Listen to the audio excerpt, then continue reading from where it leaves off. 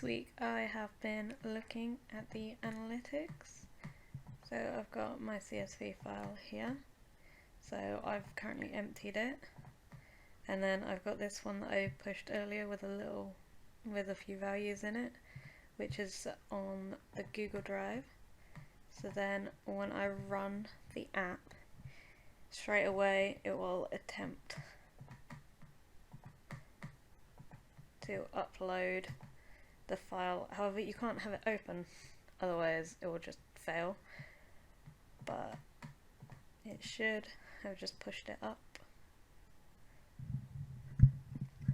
The only issue I'm having with this Google Drive, once I went through the pain of setting it all up and getting the API to work, is that every 24 hours my access codes seem to just get refreshed.